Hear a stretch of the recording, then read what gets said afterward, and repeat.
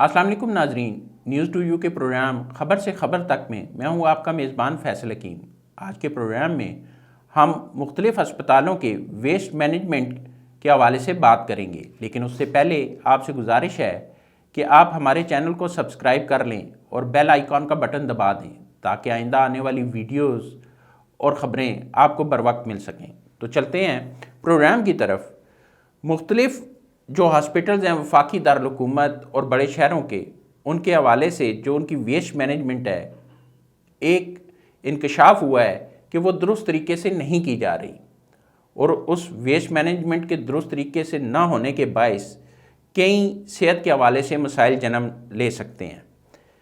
Pakistan environmental protection agency نے ان 66 اداروں کا دورہ کیا اور ان 66 اداروں میں ہاسپٹل ویسٹ مینجمنٹ رول 2005 کی خلاف ورزی پر مختلف سرکاری اور غیر سرکاری ہسپتالوں کو نوٹسز جاری کیے، اور وہ نوٹسز اس لیے جاری کیے گئے کہ ان کی ویسٹ مینجمنٹ جو تھی وہ مختلف قسم کی صحت کے حوالے سے مسائل کا باعث بن سکتی تھی۔ جو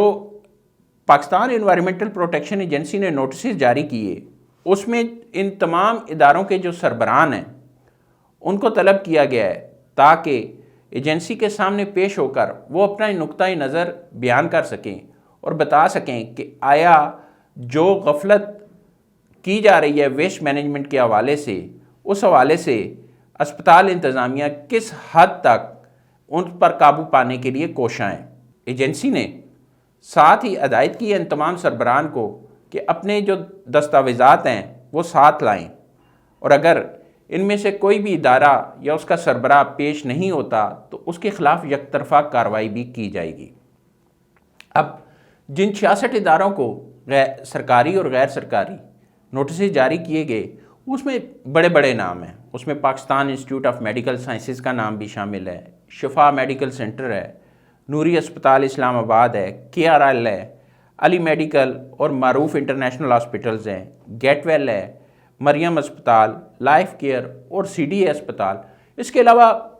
بہت سے نام شامل ہیں جو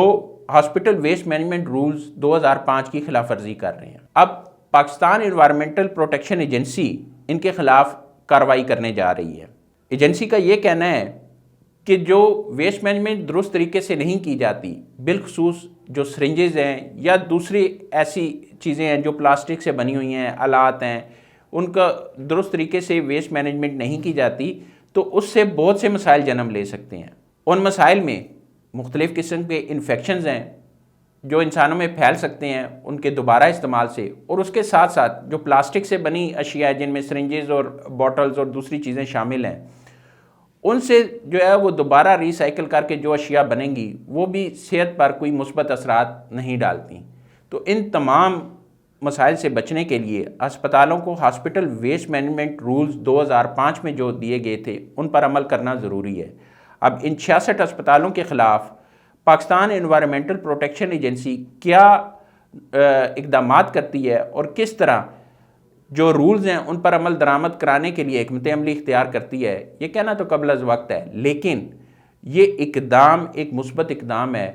اور یہ کہا جا سکتا ہے کہ مستقبل میں ان ہسپتالوں کو اس بات پر پابند کیا جا سکے گا کہ وہ ہاسپٹل ویسٹ مینجمنٹ رولز پر مکمل عمل درآمد کریں۔ اب تک کے لیے اتنا ہی، بہت جلد آپ کے پاس ایک نئی خبر کے ساتھ حاضر ہوں گے، تب تک کے لیے اللہ حافظ۔